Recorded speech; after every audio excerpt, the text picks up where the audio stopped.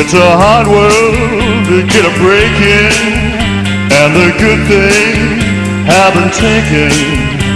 But girl, there are ways to make certain things fade. Oh, I'm dressed in these rags, I will sable someday.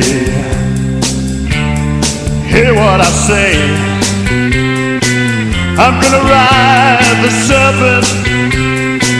No more time spent sweating rent. Hear my command, I'm breaking loose. It ain't no use me down. Stick around, but baby, remember, it's my life and I'll do what I want. It's my life and I'll think what I want. Show me I'm wrong, have me some time, but someday you'll treat me real fine.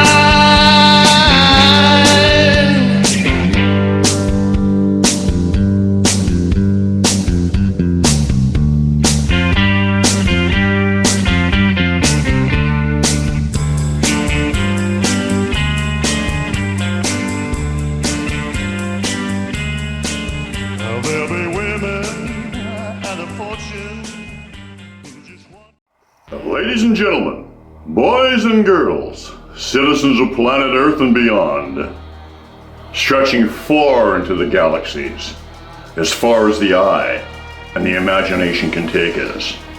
Welcome to the Pork and Bean Show, starring Pork Cunningham and Frank Oliver Beans. We're going to introduce you to new thoughts, put questions in your head, and perhaps have you consider things you've never thought about before. Where the paranormal becomes the normal, where unreal becomes real, and where love is everything. Fasten your seatbelts and enjoy the ride. 10, 9, ignition sequence start. 6, 5, 4, 3, 2, 1.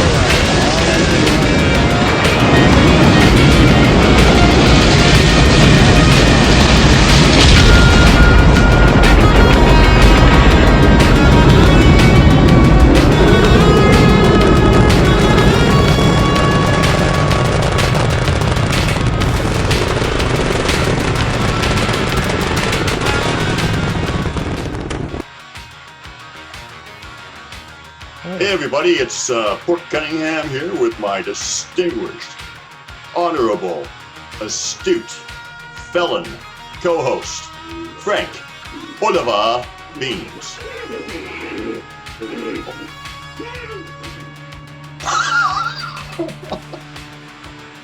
Hi. Hey man, you made the most sense I've heard out of you in a long time.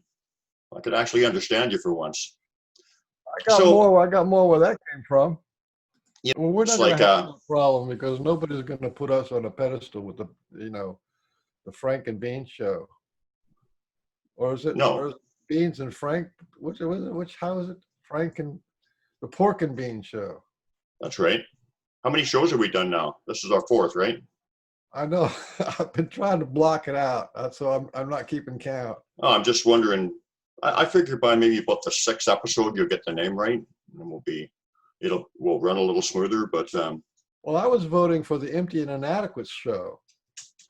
oh, And that way, anybody who's our guest will feel, like they got it going on because anybody can beat two people who are empty and inadequate. well, who's who? Well, I'm inadequate. Let's do it. Let's bring our victim on then, or some people would say our guest. It's Kevin Royce from Washington State. He's a good friend of mine. Yeah. To give an introduction, but that's not just any guest. This is Kevin Royce. Yeah, absolutely. Kevin Royce, good friend of mine, and he's going to be a good friend of yours pretty soon too. So let's bring Kevin on. Hi, Kevin. Hey, how are you guys? We're crooked. I apologize. We're manipulative. We're empty-headed and happy as can be. How are you? I am phenomenal this morning. Excellent. Okay, well, anyway, I've known Kevin for quite a few years now. He's got a connection with Sasquatch, and we've shared some really interesting stories together. Some of the stories we've actually shared together. And Really? Like yeah. he went camping with you guys once or something, or at a conference? No, we'll get into that. Like just talking to him on the phone or on the internet about our particular plans, and then stuff would happen. No coincidence, cool. Kind of stuff, that kind of thing. So anyway, very cool. Anyway, I'm gonna give Kevin the floor and give us a little introduction of who you are and kind of how you how things got rolling for you. You can go back as far as you want. My background is engineering and science, and at the very beginning, I really have to say that even though I believed in Sasquatch, I really didn't give it a whole lot of thought, and it didn't make a big impact on my life. In retrospect, after having been exposed to Sasquatch and building a relationship with them over the last almost 3 years, a little over 3 years, my perspective looking back has changed dramatically. There have been a lot of weird events in my life that I couldn't explain. I couldn't necessarily do anything except put it into it's a data point. Okay, great. That's kind of weird. Why did this happen to me? I don't know. So about 13 years ago, I moved into my current house. And that's when the Sasquatch started to reach out to me. Only I was a little bit slow and didn't really catch the clue. Basically, my first experience with Sasquatch was when I was working from home after living here for about a year. I live in the woods of the Pacific Northwest, right next to a lake, and there's several lakes around us and several thousand acres of Pacific Northwest forest that's it's managed for the most part, but there's a lot of places that the Sasquatch hang out, come to find out, including next to my house. But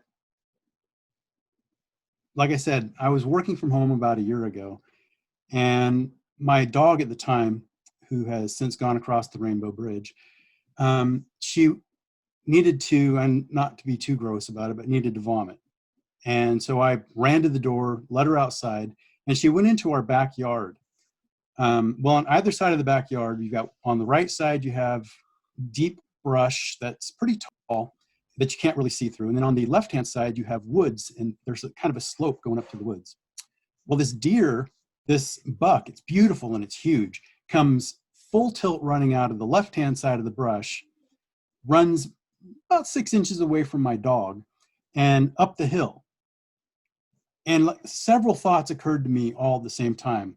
The first one is, wow, that's a beautiful buck. The second one was, oh my gosh, something's chasing that thing.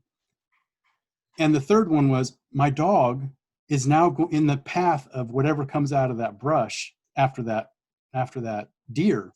And I got ready to jump, not run around off the stairs, but jump over the railing of the deck to, do battle with whatever came out of the woods so my dog would be fine. Well, I could hear crashing behind this buck, something enormous coming through after this buck. And I thought to myself, oh, it's going to be a bear, right? Because again, I wasn't thinking Sasquatch at all. Well, whatever it was, and I've come to believe it was a Sasquatch way after the fact, it stopped at the edge of my property on the other side of the brush, and I could hear it breathing, and you could tell whatever it was enormous, because it, when lung capacity is big, you can hear, and I'm thinking to myself, oh my gosh, this thing's huge. I wonder what it is. I couldn't see anything, but I could also feel that it was staring at me. and just looking. And I think that's when they decided that I was worth watching. My next interaction or my next experience was I had finally finished my yard, and I had a nice lawn in the backyard, and I was pretty excited about it, and I mowed it obsessively, so it looked beautiful. Well, I had just mowed the lawn in the backyard, and it was early spring, and so not all the leaves were on the trees. And so, but it was sunny and it was gorgeous and the lawn was dry. And so I kind of just laid down on the lawn and just really was exulting in the idea that it felt like a carpet and it was a beautiful day and just really enjoying life. Well, I look up towards the woods that are off to the left of my house, and I see this head poking out from behind a tree. And I blinked my eyes and I thought to myself, oh my gosh, what did I just see? And it was only for a brief moment. The head disappeared. And, now I think that I think they let me see them purposefully, just to let me know I was there. And this was several years later. And that's when the gifting started. I started getting dead rodents. I may have been getting other gifts, but I don't know. I didn't notice because I wasn't looking. I didn't understand what their gifting language was. Anyway, these dead rodents, mostly rats, were the healthiest looking animals I'd ever seen. They were fat, glossy, certainly not hurting for food, and they didn't look diseased or old at all. They looked like something had killed them and not eaten them, and then laid them out beautifully side by side in the path that I had to take to get around my house. And I put that away as a data point going, wow, that's really bizarre. Anyway, that was the whole start of it. And there are several things that happened in between.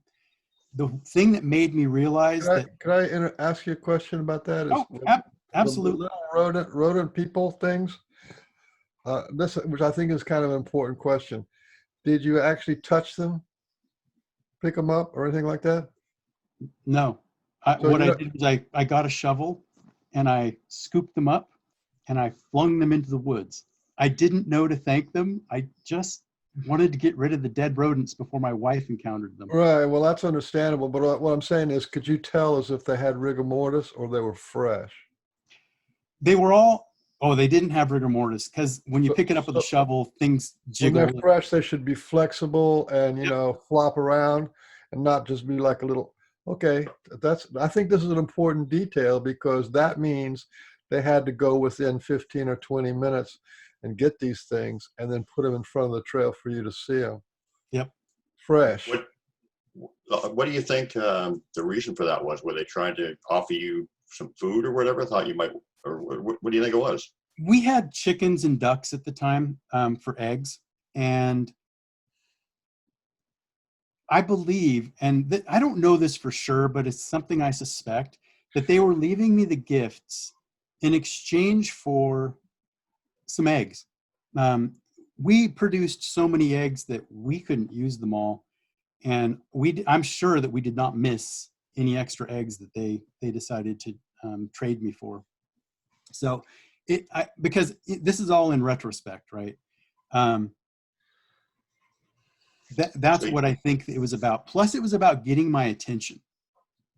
Mm-hmm. So you think that they were maybe suggesting to you that maybe you should offer them some eggs? That's what you're thinking in retrospect? Well, I think they were already trading me for the eggs. Oh, Right. So they were taking eggs. Right. I mean, there's an egg story later on where we got some extra chickens that were bantams, and they produce really small eggs. Yeah. And okay, I'm a little bit OCD, I admit it. I didn't like the different size eggs, but my wife loved them. And I kind of did something that was a little bit mean maybe, but I offered all of the bantam eggs. This was after I realized who they were. I offered all the bantam eggs to the Sasquatch. And what do you know? We never got any other bantam eggs.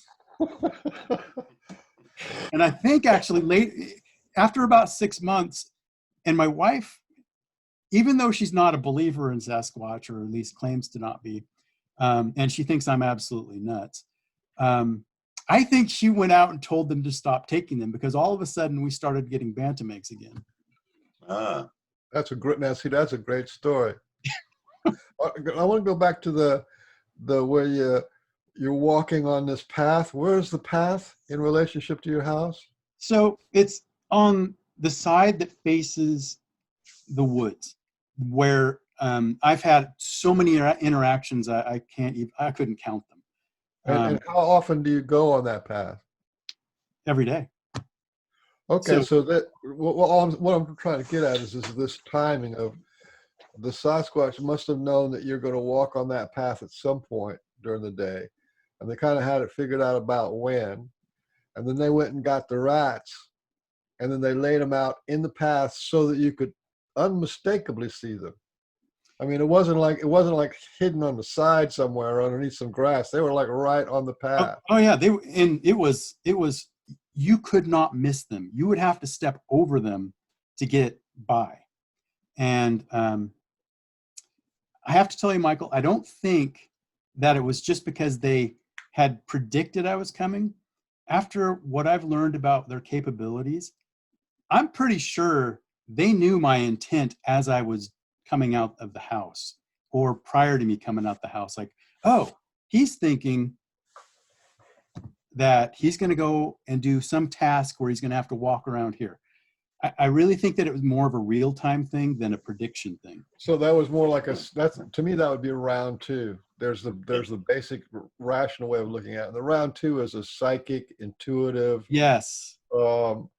Even if it's a habitual thing, they know they could feel that you're ready to come out. And but who knows? See, they could have had those rats for the whole night waiting for you. They could.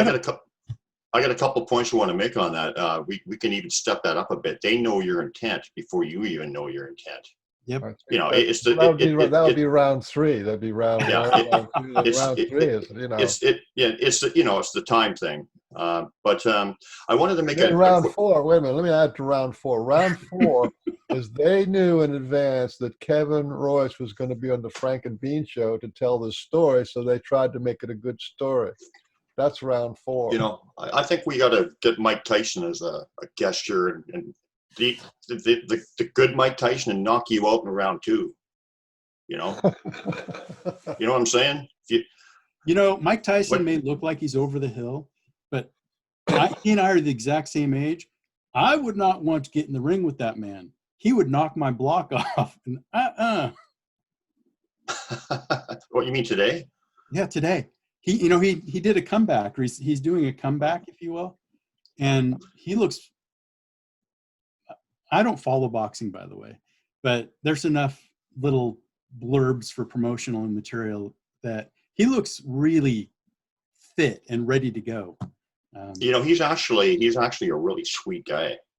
He's really turned his life around. And actually, you know, I did want to make a point on the eggs too, but just to get sidetracked on Tyson for a second. Yeah, sorry. You know, he had a lot of pain and hurt, but even in his early days, I could see a lot of genuine kindness in the man. I mean, he had anger issues and he had pain and he acted out.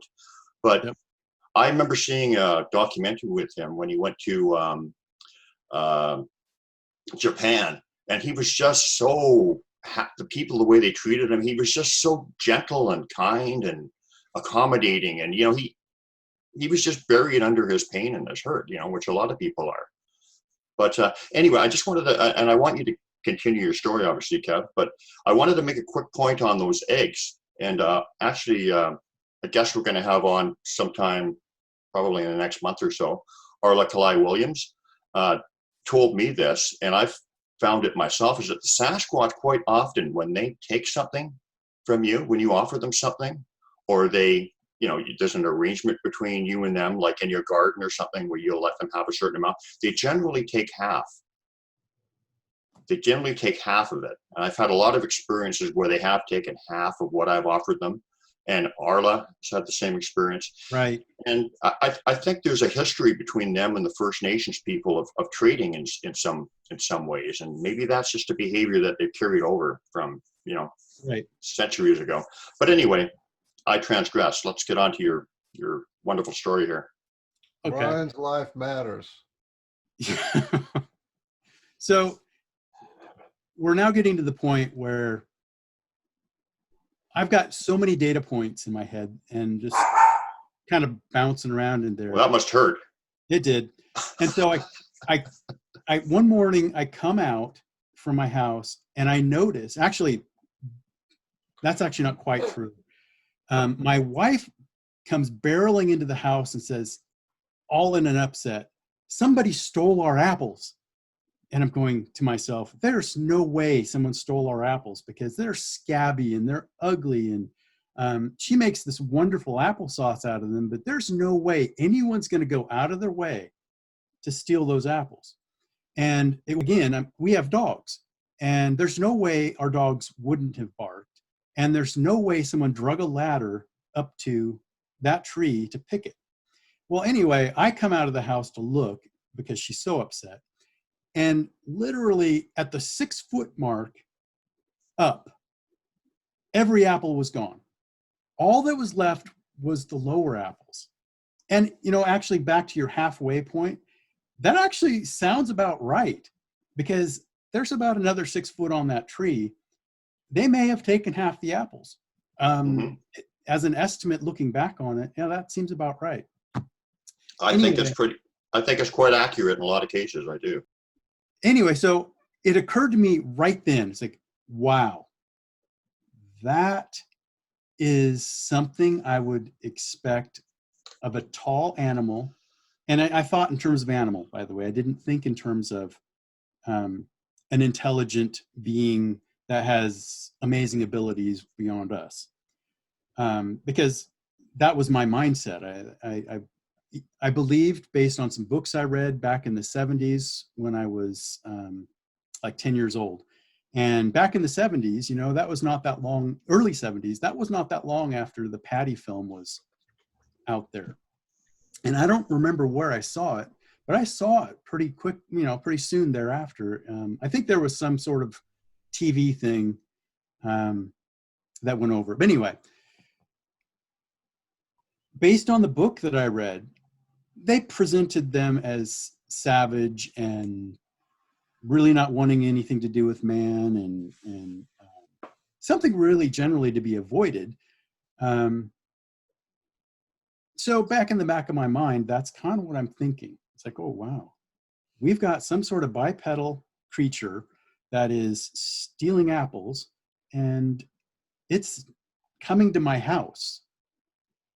That's odd. And I got so most people would probably freak out a little bit. I got excited. It's like, wow, that's actually really cool. Because I then reasoned, okay, if they're coming to my house, that means they've been coming for a long time. And they haven't hurt me. And then some things started to click into place. What about those rats? What about this? What about that? Now, this is in retrospect. Again, they have a sense of humor that is hilarious. It's odd. It's not like our sense of humor, but it's hilarious. One night, it's probably 2 a.m., I hear the sound of feet, running feet on my deck, which is right behind the wall that butts up to the headboard of my bed. And it went the entire length of the side of the house.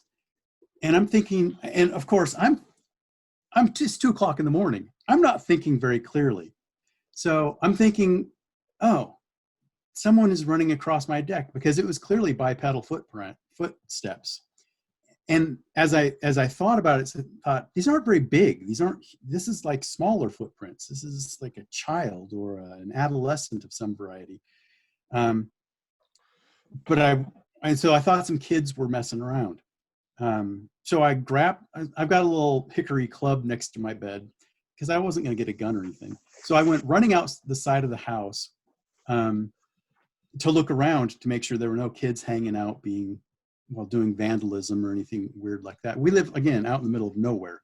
So the likelihood of it being a kid was actually pretty small. And like I said, I wasn't thinking very clearly. Well, of course, there was nothing there. I think now, after having experienced their sense of humor down in the area that I interact with them the most, that it was them, that it was a group of kids, of Sasquatch kids, that were playing a joke on me. And this is again after they had been watching me for a long time, and I'm sure they got a huge laugh out of me running out there with my, hair just flying and in my pajamas, and had my club like I was going to do something, and I'm sure they were just laughing their rear ends off. Did you sense that they were laughing? You got that feeling? No, because I wasn't attuned to it in any way, shape, or form. In retrospect, now you're thinking that. Yeah. In retrospect, I'm thinking that. Yes. Because I told myself at the time it was a raccoon. Well, no, it wasn't a raccoon. Those were bipedal footsteps that were not big. It's not like a 700-pound adult Sasquatch ran across my deck. It was something probably about the size of my wife. So in terms of weight, probably about 120 pounds, fairly light on their feet, but still, nonetheless, it was very recognizable as human-like footprints or footsteps. Did you say you woke up? It made you wake up? Yeah.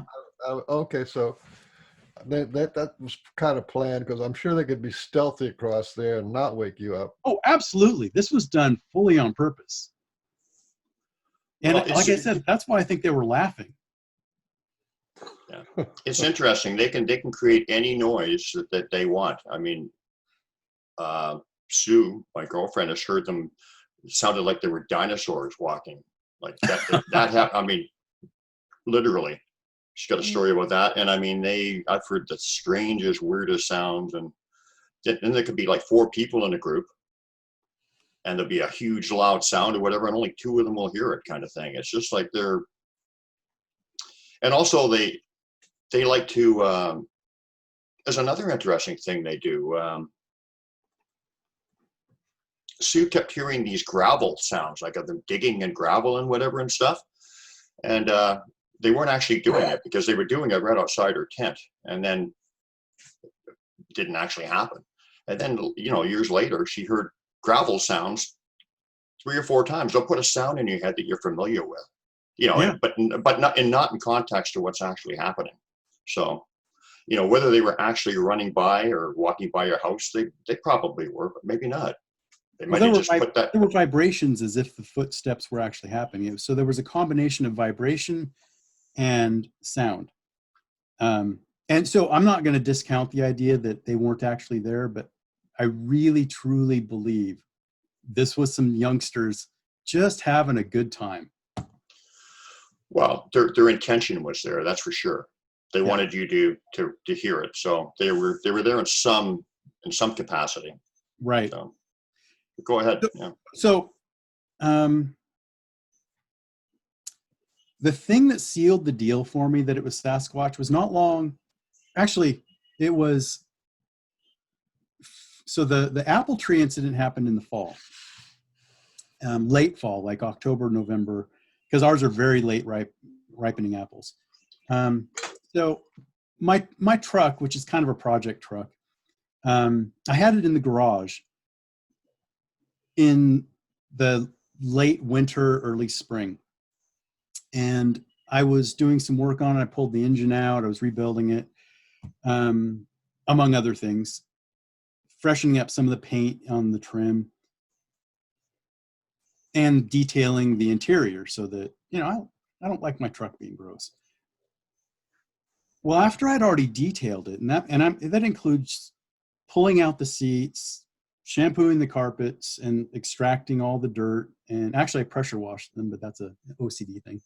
I got back in the truck, and right behind the driver's seat, so between the driver's seat and the passenger seat is a little console. Right behind that, in the very center of the truck, was like a little piece of construction hardware, something that you would use to attach a pipe to or conduit to a wall, like an exterior wall. And I know I didn't place it there because everything in the truck had been removed. So I asked my son if he had put that back there as a prank, because I really hadn't talked about my suspicions that there was Sasquatch yet, right? And he just looked at me blankly like, why would I do that, Dad? He was about 14 at the time. Maybe 16, I don't know. He was in his mid to late teens. And so I thought, well, that is really, because my truck is in my garage and I'd left the door open overnight. It was accidental. And it's funny, I kind of did that 2 nights in a row. So I took the thing out, the little construction piece out, and I just set it aside thinking, well, that's kind of weird. And then the next day I had to get back in the truck again. I'm serious. There's like less than 24 hours had passed. There was another little piece of construction hardware. And I'm thinking, whoa.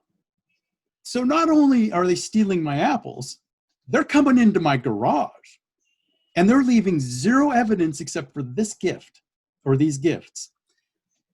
And now I have to admit that freaked me out a little bit. It excited me, but it freaked me out a little bit because I'm thinking, wow, how did this happen? And my dogs, actually, that's not true. My dog at the time, this is a different dog than the one that I talked about earlier. Oh. She's crossed the Rainbow Bridge too. One night, she all of a sudden started barking at the garage door, and we're talking about a big dog. And she was freaking out. So I think that's when they came in. But generally when they're around, my dogs don't know. It's like they ignore it, or the Sasquatch make it so that the dogs don't react. I'm not sure. Maybe they got the dog to react just so that it would be another clue for you, or Yeah, just maybe. one more little, eureka moment or whatever. Yeah. I mean, yeah. Both times you got your gift, the doors were open. The garage door was open, yes. The garage door, but was your car door open? No. I mean your truck. I'm sorry, I didn't mean to insult your truck. That's okay. No, and I looked for, and this is where, like I said, I was really catching the clue. I looked for footprints on the garage floor because it wasn't dry out. It was wet. And if they had walked in my garage, they would have left some sort of footprint. At least that was my reasoning at the time.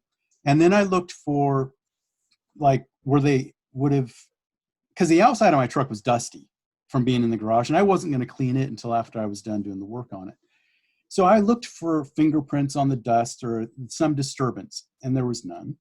And then I looked on my freshly cleaned seats because they would have had to lean in to get to the back of the truck, where they place these things.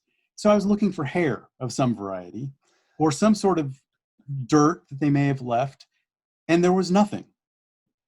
And so it was a complete mystery to me of how they did it. I know how they did it now, but that's because they let me video them, and I've now witnessed through video some really interesting things. Oh, the suspense. You got me in suspense. I know something good's coming. Actually, you've seen the video. I have. Yeah, you commented on it. Okay. Yeah, he's got a big mouth. He comments on a lot, just about everything. Well, see, my opinion is the reason why they gave you that little hardware story was so that you could come on the Frank and Bean show. Oh, absolutely. That was probably one of the, they knew it was for your spiritual upliftment and wonderment, but they also like to throw in that little extra thing so that you have some fuels for the fire. So because you're an enlightened, illumined, friend of Sasquatch, now you have stories to tell. So, oh boy, do I. Well, hold on a second. I got a beef with you. Not only do you have that professional mic there, so that you're making, yeah, it's not the Frank and Bean show. It's pork and beans. Pork and beans, no beef. Well, we can throw a little beef in. So we can call Kevin Beef today. beef Wellington. Oh, excellent. You're beef Wellington today. All right. The pork and beans and beef show. Okay. Okay. So I don't know if, yeah. I want to go a little bit further because, again, this is my whole journey of discovering that a being was visiting my house. So that was gifts that were placed in really unlikely spots that were not accessible, and there was no evidence that they did it. But they're the only ones that could have, because I asked my family, and no one else visits my house. And because, like I said, I'm in the middle of nowhere. So not long after I got my truck fixed, I walked out one morning, because this is when I was still working. I walked out in the morning, and there's this little pile of organized sticks, and I keep my driveway clean. Like I said, I'm a little OCD, and there was this little pile of sticks directly behind my truck, and I think that was the first glyph they left me. So I looked. In fact, Brian, I told you this story not long after we met online. What did it look like? Tell us a little bit more about the glove. Oh, I am. I got this little thing that Michael put up in chat. It's like, that's weird. Anyway, so I look behind my truck, and there's this little stack of sticks, and it's probably 4 sticks high, and it's kind of a square structure, and it was clearly not accidental. And again, I didn't even know anything about glyphs at the time. I never even considered that they had a language or symbols that meant things. So I didn't take a picture. And that was the first question you asked me was, did you take a picture? I said, no. I wish I had now, but no, I didn't. So again, that was a data point thinking, well, that's odd. That had to be from them. And I considered them at the time, not Sasquatch as a people. And I just went on with my day. I didn't even clean it up. I'm sure I ran over it a number of times, and it eventually dispersed. And so the next thing that happened was it was now summer, and I had not watered my lawn. It was still green, but I had not watered my lawn, and so it was able to be crushed and didn't come back up, but it was still green. So I went out to the chicken coop to feed them and collect eggs, etc. And then on the way up the hill, so my chicken coop was on a rise. I didn't, because I didn't want it to get wet and whatever. But as I'm walking up, I noticed that there's a rat right on my path to get up to the chicken coop. And I thought, oh, that's from them too. And then I started to look at the area around the rat, and it looked like something had been laying there or had a wrestling match there, because in probably about a 8 to 10 foot circle, it was all crushed down. Mm-hmm. And I got excited to think, wow, they were laying here. So they were leaving all sorts of evidence for me.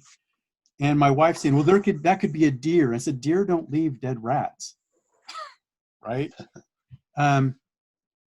And the other thing that happened while this was happening was I know nothing about Sasquatch. I started looking for people who could help me understand what was happening. And at the time I thought, to me. And so I'm thinking about what's happening to me, and I don't understand it. I don't know how to interact with these things. I don't want to make them mad. I'm laughing at myself in retrospect, but I didn't want to make them mad or offend them. And so I started looking at YouTube channels. Snow White Bigfoot was one, Colorado Bigfoot, and Christopher Noel's site, YouTube channel, Impossible Visits. I watched all 3 of those. And at the time, they'd started this hashtag. For the life of me, it escapes me. But it was basically get off your butt and go look, right? Mm-hmm. Go see if they're around. And so I found a large. Get in the woods. Is that what the Get in the Woods? Yeah, something like that. Yeah, that was something like that. Hopefully it'll come to me. Anyway, so I literally walked 100 yards away from my house. I didn't go into the woods next to my house because I didn't think they were really going to do anything that I would see that close. I was wrong, by the way, but I didn't discover that till a lot later. I literally walked 100 yards from my house and I discovered a huge vertical X. I mean, and it was symmetrical and it was beautiful and it floored me. I mean, I was absolutely floored. And then I'm looking around going, well, there's got to be some other evidence. And I discovered what I really think was a seat with a big stick poked into the ground, leaning up against a tree. It wasn't actually all that big, but it was hidden in a way that I would have expected a Sasquatch to be watching other people, but still sit there and be able to see. Yeah. And so I left my own stick, leaning against the tree. Because I wanted to see if they messed with it, right? Did they move it? Good thought, yeah. So I was in science engineering mode. Let's do some experiments and see what they do in response to what I do. I don't think they ever moved it, by the way. I checked back several times. Well, and now that I know a little bit about what they like and do, they seem to like stumps that have been cut or pushed, where the tree's been broken. There is an enormous old growth stump that's rotting vertically. And I think before all the houses were built up in my area, that was an area that they hung out. And this is a really, in my opinion, it's a magnificent stump. And around the stump, they had a lot of interconnecting logs that were all touching and raised off the ground, which are now rotten, by the way. But in each, it's like they was made into cubby holes that were big enough for a Sasquatch. And it was really similar to stuff that I'd seen on the Colorado Bigfoot, things that he had discovered.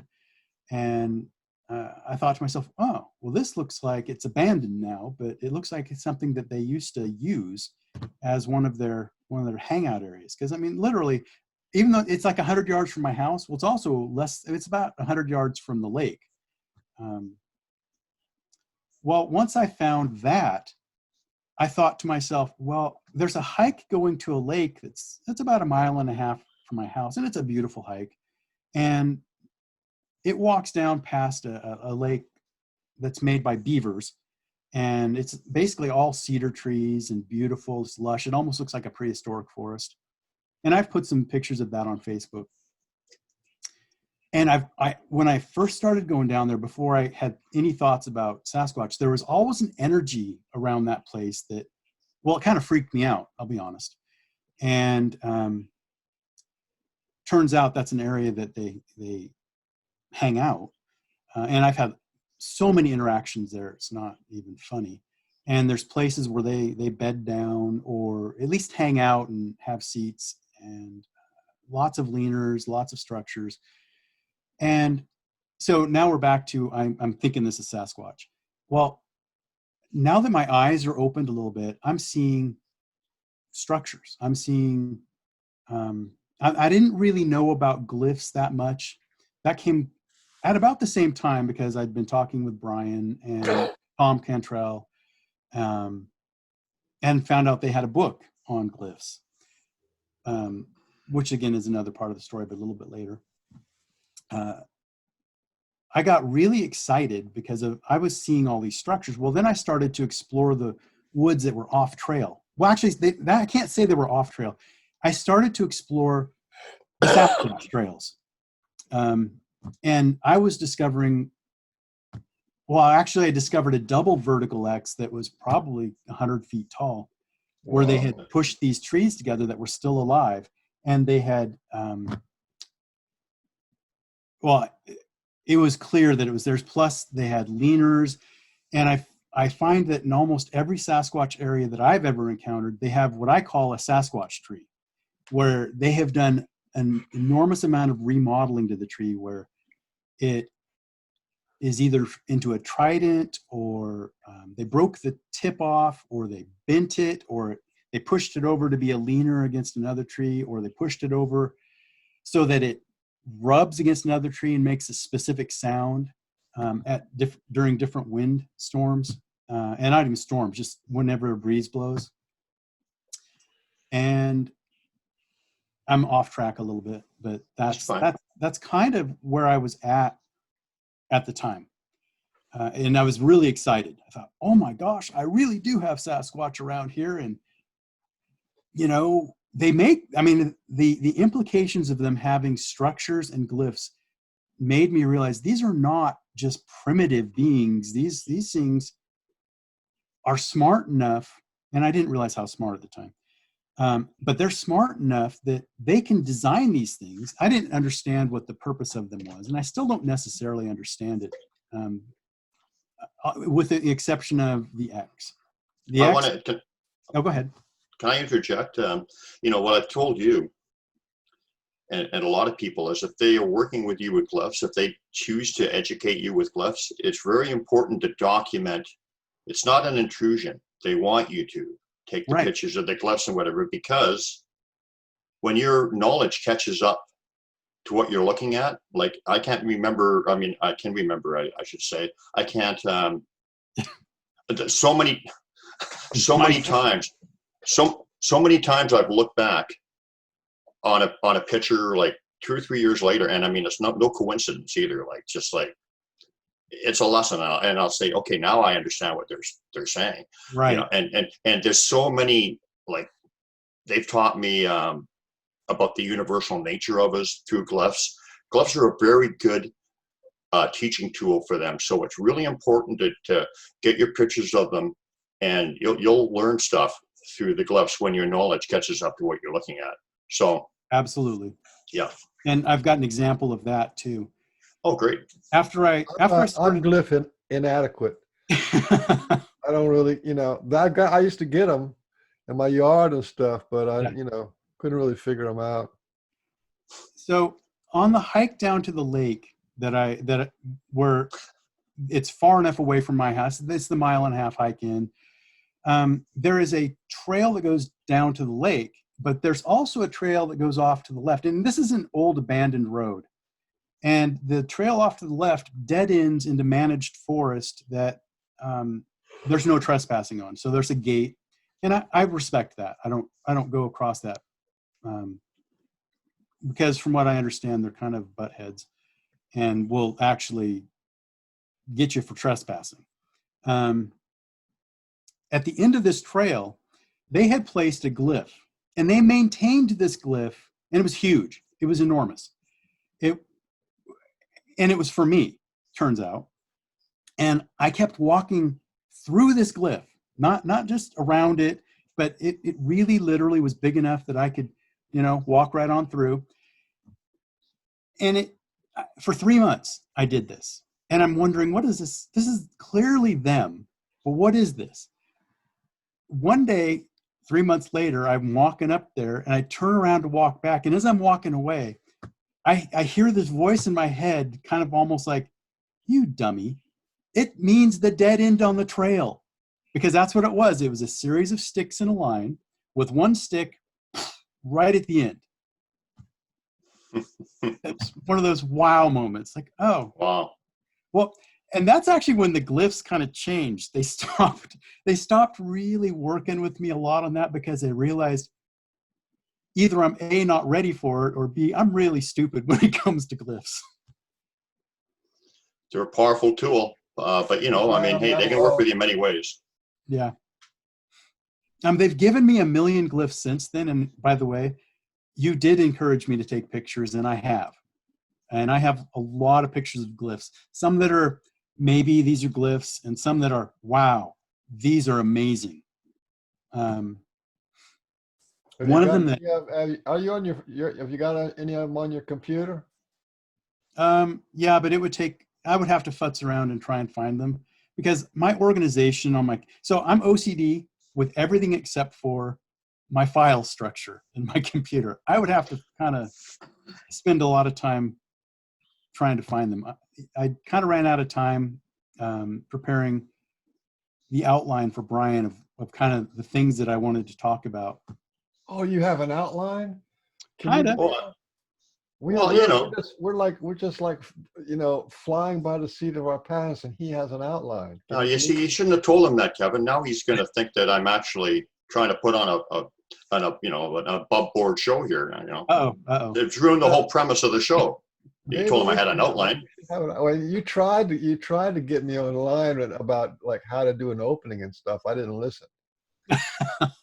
No, you didn't. But you're not a good listener. You're not a good listener. You guys are funny.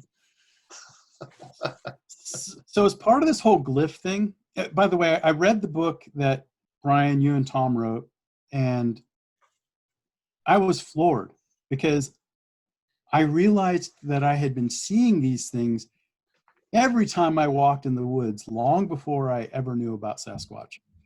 And as part of that book, Tom was mentioning that they made a glyph that represented him. And I thought to myself, well, I'll give it a try. And I made a glyph that represented me. And I told them out loud, okay, this is the glyph that I'm proposing that represents me. And if you guys want to change it, you just make changes to this one and I'll come and look and we'll see. Well, they never changed it. But then again, I didn't see a glyph like that until one day I'm walking on the trail, probably a week or two later. Because at this point, I'm visiting them every other day, if not every day. And my wife's getting frustrated, by the way, because I'm letting my chores around the house kind of go. And I'm really going for getting a relationship going with these Sasquatch or this Sasquatch clan. So I'm walking through this area. And again, this is the area where the energy is just out of this world. Brian, I really want to take you here someday. And I'm walking on this trail and I always look down now because once I became aware of glyphs, I always look at the trail and I always look next to the trail as best I can. Well, I'm looking and I'm noting the glyphs. This is before I started taking pictures of them, at least all of them. And all of a sudden it occurs to me, and I think this thought was implanted, by the way, because I didn't necessarily recognize this pattern of sticks until I'd passed it and I'd walked probably 10 feet. It was like all of a sudden, stop. That's kind of the message I got in my head. And I literally stopped. And all of a sudden I got in an image in my head of my glyph. And I then realized that I had just walked over my glyph. And I walked back and I marveled. And I'm actually laughing. I'm thanking them. And I'm sure if anyone had seen me at that point, they'd have thought I'd lost my mind. Because maybe I did a little bit. It was another one of those seminal moments to realize how intelligent they are and that they were going to meet me where I was at and just kind of bring me along. Can I tell you one of my great experiences with leaving them my signature, because it fits into what you're saying. Oh, absolutely. So I was leaving them my signature glyph, and they were actually changing it around and doing all kinds of stuff with it for a while, like moving it, adding stuff, changing it. Then one day I was walking down the trail, and this was a really beautiful moment. I'm walking down the trail and I see right in the middle of the trail the most amazing glyph, and it had 3 or 4 of their signatures in it.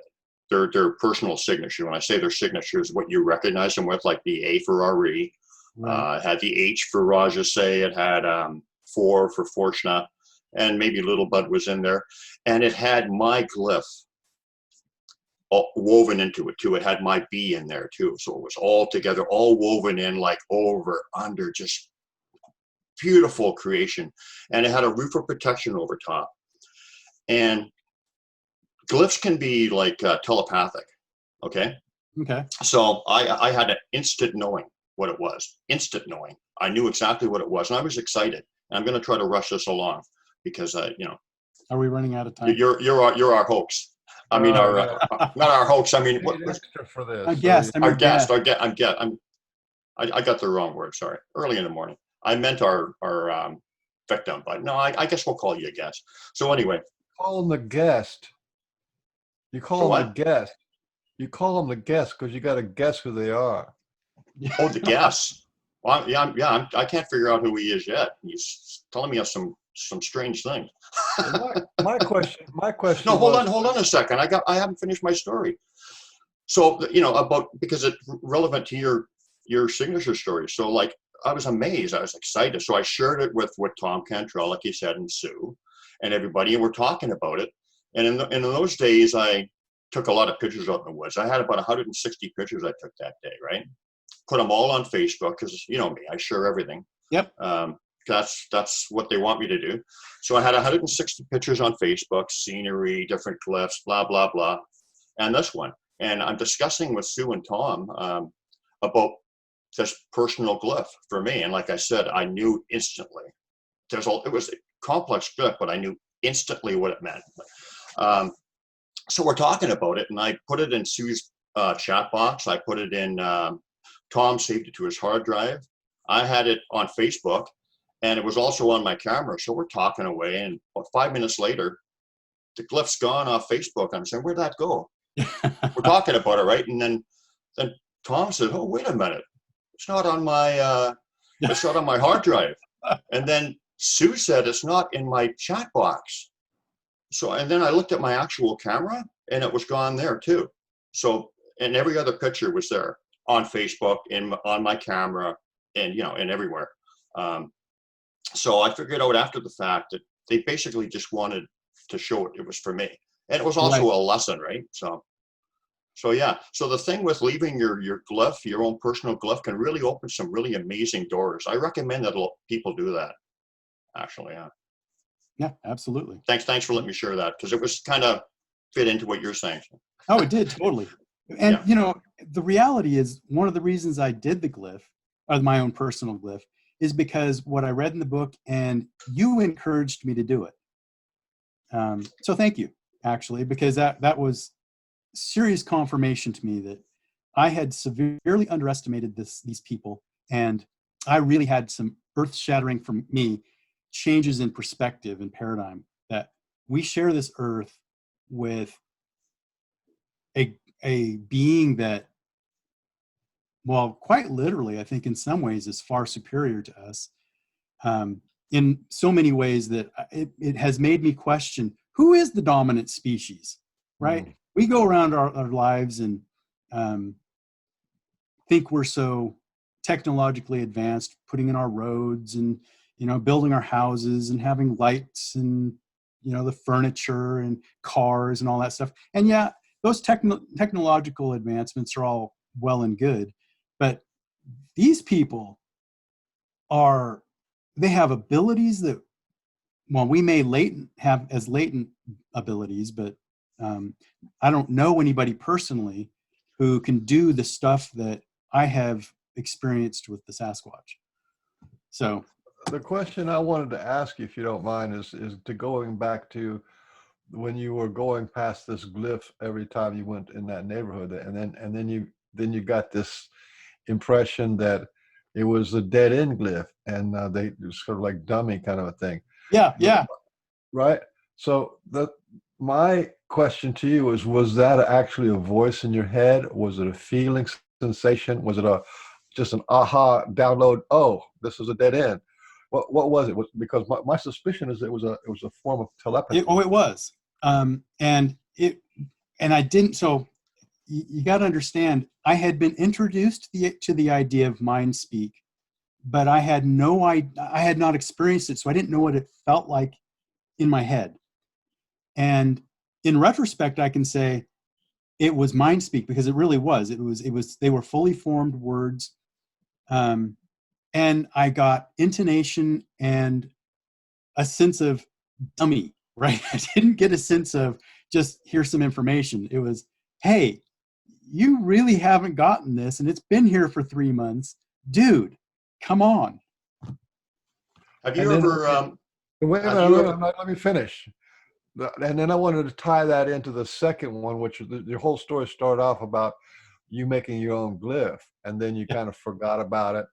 And then as you walked right over your own glyph, then that something else told you to stop, right? And was that also you think mind speak? Okay, it was. So the instances where I've had mind speak, where I would call it mind speak, have been, like I said, fully formed words with emotion behind them. Or, well, actually, I'm just going to say some sort of emotion or intonation. In that case, it was a knowing. I guess it was a knowing. It was not words. It was, hey. And I felt in my brain kind of a being, like a light bulb almost. Like, hey, here it is. So I got this little energetic burst. That's also all varieties of those things like that are all mind speak. Probably 90% of the mind speak isn't words. It is, oh, I think I should go over this way, and you don't even know it. Well, right? Or I should look down. I should look down now, or something. And you don't, unless you're really sharp, you won't even know that it's mind speak. Exactly, because they blend it with your voice so well. And in retrospect, so there's a story I have around mind speak. So I'm going to just jump to that real quickly. I want to ask you one thing, just really quickly though. Have you ever had a thought like, I wonder if it's like this or whatever, and then the answer is right there before your eyes? Because that happens to me all the time. And that's kind of like a mind speak, and then they give you the answer right away, kind of like they put a thought in your head, like, geez, I wonder if, blah, blah, blah. And then there's a glyph or something right there, like immediately is like your hammer over the head answer. Does that happen to you? Yeah. More times than I can count. Great. And, yeah. But, and this is why I'm going to tell you the next story, because it made me realize that I've been hearing mind speak, voices that are not my own, for actually a very long time. And it was really, and I'm not saying that in a psychotic sense, where I've had a break from reality and I'm schizophrenic and having bizarre stuff. So this mind speak experience, I need to just sort of give some background. I never belonged to Facebook or never signed up for Facebook because I personally hate it. But when I was looking for Sasquatch groups and trying to understand what was happening to me, I joined Facebook, and that's how I encountered Brian and Michael, actually. And I started sharing my experiences really very freely, and I wasn't very careful about giving enough information that people could find my interaction area if they really wanted to do the research. I've since gone back and deleted that, but I digress on that one. So I had talked to, I don't even remember this guy's name now. I talked to this guy, and he was in one state, and I gave some information where he could find my area. Well, I went to my area and I discovered someone down there, and it occurred to me that, oh, I've betrayed my clan. I've betrayed my people, and I was very upset. I mean, like to the extreme, with anger, and because I thought that someone had come uninvited, and it was just a very bad situation. And my energy, I'm sure, was off the charts in terms of emotional charge. As I'm walking out of the woods, this voice, and I say it in the most true sense of the word, this voice so clearly comes in my head, and it was a soothing voice, and it was, let them have their experience with us. Wow. And that took me back. I mean, it set me back on my heels, like, wow, they are perfect. They've lived here for who knows how long before I've ever interacted with them. I have an unhealthy relationship or an unhealthy idea, and I'm possessive, and that's wrong. That's not And these are not thoughts that I feel like they guided. They gave me enough information to go, oh, I need to change my perception and the way I approach this, because that was not healthy.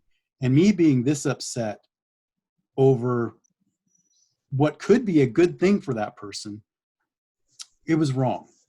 And that actually was a little bit of a turning point with my relationship with them, in that it opened things up. Mm-hmm. Not much coincidence happens with them. I mean, if that guy was there, he was supposed to be there. Exactly. This is actually important. I hope you flesh this out a little bit more, because it's a meaningful turning point in the awareness of what Sasquatch is. It's that voice, because I'd heard it, but I had not previously recognized it because I never thought about mind speak. Although I had examples of some telepathy when I was younger. And the other thing that it really hammered home to me was they were trying to make themselves known to safe people. And if they wanted to make themselves known to this person or anybody else, that was a good thing, because they're excellent judges of character. They're excellent judges of your intent and of your heart, and way better than I am. So how dare I really, and not that I didn't get this from them, the how dare I, because I've never really gotten judgment from them as far as I know. They haven't shared it with me. But in my mind, it was, how dare I presume to try and control what they're trying to accomplish. Other on the trail, which was rare, by the way. This is almost an unused trail. It's overgrown. Even though it leads to an absolutely spectacularly gorgeous lake, seeing people on this trail is very odd. But I started engaging people in conversation and trying to judge for myself where they were at energetically. And even though I've never really shared the idea that Sasquatch is in the area, I have been tempted on more than one occasion, but I have to admit that I've chickened out. Well, for me to flesh it out a little bit, I'd have to say your feeling of attachment and protectiveness of what you said out of your mouth was my clan, right? Oh yeah. Okay, and to me that is like an admission. I mean, obviously through all of your actions, you have been acting like that. This is your clan, your people, your project. Here's the thing that I learned early was my relationship, friendship, mentorship with the Sasquatch is really a two-way street. They chose me to be their human. And yeah. That's what they chose me to be their human. And that's like it's just like we choose our dogs to be our dogs, and we love them and look out for them. But in reality, we kind of got the big picture. We got the big picture of what goes on in that dog's life, and what, that dog has freedom, except, and we can have two dogs if we want. So that's kind of like an interesting shift in the power structure, away from, like you started out talking about, we're not the apex species on the planet. Right. And to say, listen, they're really saying we're in control here. We kind of got this sorted out. And well, I have to admit, Michael, that when I realized and had the thought that I belong to this clan. If you're their human, that means it's just like like you were worried about your dog being run over by a deer and chased after by a bear or something. Is like that rush of compassion. You're going to do anything you can to try. And that's how they feel about us. It's like they're going to look, once you're part of their clan and that you're their human, then that is family. They don't have an intermediate. You either like stay away from this person, or if you're friends, then you're family. Right. You're either in or you're not. Right. You're either enemy or you're family. And that's this is why this particular turning point I said was I think is worth worth spending a few extra seconds on, because that's actually a turning point of where from then on you can accept a mentorship, you can accept a learning, you can accept a guidance without any ego involved. Absolutely. And actually, over this time period, I had, when I was down in the interaction area, not that I don't think they can read my intent and my wants and desires. And by the way, we have bear, we have cougar, we have all sorts of predators in our area. But when I go into their area, I have a knowing that I am 100% protected. I don't have to worry about attack. I'm safe. No I doubt. don't remember where I was going with that. Sorry. Well, family takes care of family is where you're going, right? Right? Yeah, sort of. They protect you. Yeah. I'm so happy he has a plan of his speech. If not, you would have been sunk. It's okay. So I'm ADD a little bit, and so I can bounce all over the place. And when I was working, I had to give presentations in front of hundreds of people. And if I didn't have an outline or a PowerPoint behind me to keep me on track, that was a disaster. So I know better than to try and just wing it. Oh, I haven't figured that part out yet. What do you do that you need an outline for? What kind of talking do you do? I don't do any anymore. What do you I'm actually on, so strangely enough, I'm on disability. I was diagnosed with early onset dementia. I'm actually not clear that's what I have, but I have some memory deficits and some processing deficits. Like I said, my background is in engineering and science. That's my training and my schooling. But I moved over to information technology back in the 90s because that's where the money was. And I regret that decision now. But as part of my job, it was all about very complex problem solving, which required me to keep the context of the problem in my mind while I was solving it. And what was happening, and again, here we go with my, when I start having word finding issues and start stumbling over my words, you know that my brain is starting to get taxed. So you're carrying all this stuff in your head. Yeah. All the time. And it wasn't staying there anymore. And I was taking longer. I was missing deadlines. I went from being a high performing employee to, well, frankly, incompetent. Frankly and incompetent actually go good together. Yeah. Right. Okay, Frank. Well, you got even ways to go before you become inadequate. Oh, yeah, right. Well, no. I'm working towards it. I'm heading there. I may already be there. Got a head start. Yeah. Well, actually, I think that, and this is going to sound weird, you guys, but I think that what was going on with my brain, because I haven't progressed in the dementia world as far as I can tell. I've stayed fairly constant.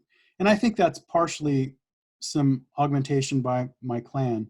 But I think that they actually may have caused this a little bit, because if it hadn't been for the dementia and it hadn't been for me being off work, I would never have had the time or the energy to build a relationship with them, or just experience the spiritual growth that I've experienced because of them, or the healing, the emotional healing.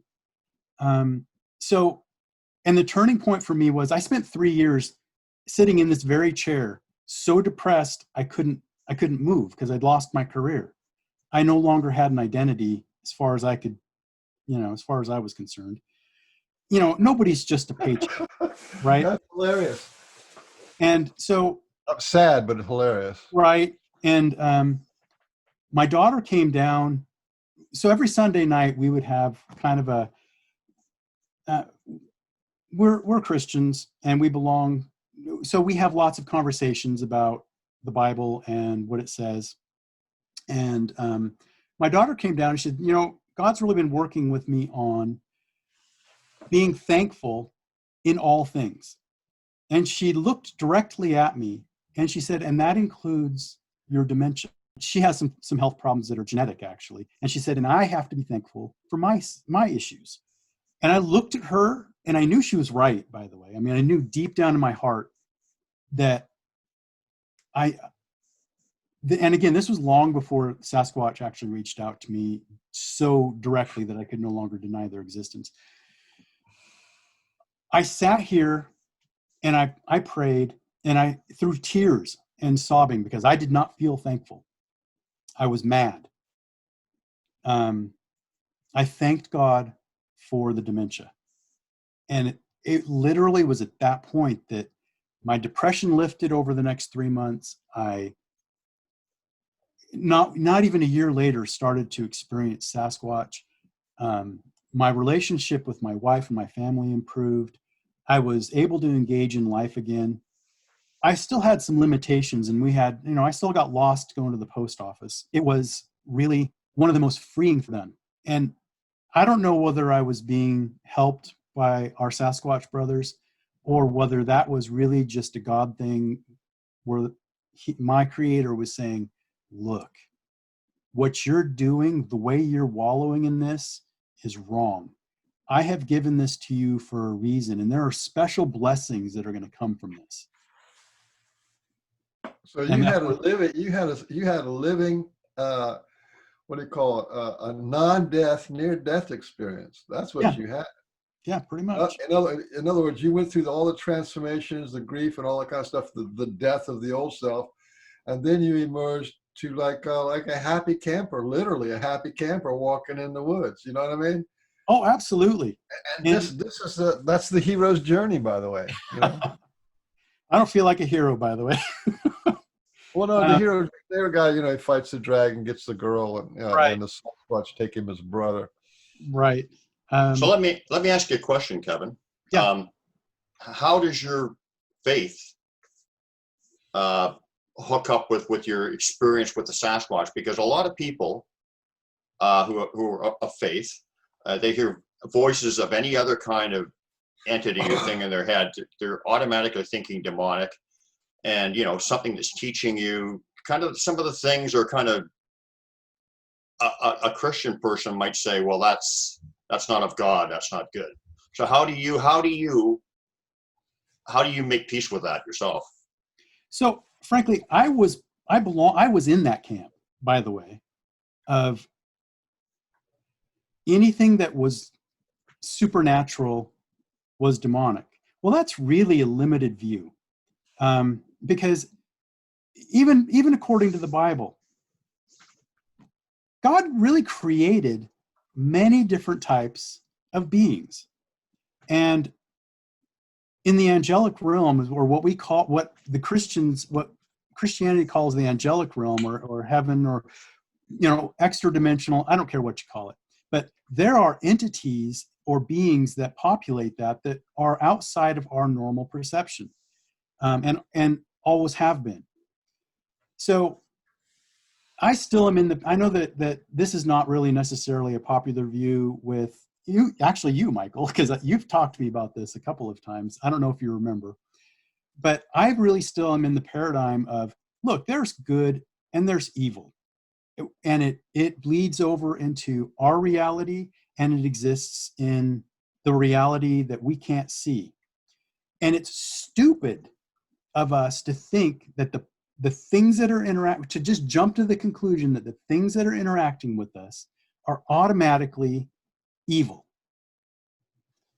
So with that said, and I logicked my way through this one because I really had to struggle. Because like I said, this whole interaction, this whole experience with becoming part of the Sasquatch clan really it was difficult because I had to face all of my preconceptions, my prejudices, my fears, and understand that a being by its fruit. You know whether it has ill intent or positive intent by the way they interact with you. We are capable as human beings of feeling that energy, of feeling, well, I guess kind of the nature of the being that's in front of us, if we're sensitive to it. So my interaction with the Sasquatch is, I moved from them being primitive, ape-like beings, all the way through a whole spectrum, and I had to revisit this 100 million times, to, oh my gosh, these guys have abilities that we don't have. I almost feel like they straddle the spiritual realm, or the spirit realm, or whatever you want to call it, and our 3D reality, and that they're able to reach down in to this reality. And for some actually unknown reason to me, I can't fathom it, because frankly, I can't imagine why they chose me to adopt and work with. And they've never pushed me beyond what I've been able to digest. It has challenged me, and I mean challenged me in the extreme, because the idea of telepathy, the idea of interdimensionality, let's just say that I've mostly squared my relationship with Sasquatch with scripture, or with the Bible. And I really default back to what is the message they give me, and it's really all about love. And I am in more wonder of my creator now than I was prior to knowing them. And I've experienced love on a level that I don't think many people have experienced. In fact, it's one of the things I wanted to cover was they have some unbelievable abilities. And the first time I was enveloped in like this, it was a peace. I mean, I want to say it was ecstatic, but that's actually not even quite true. Euphoric.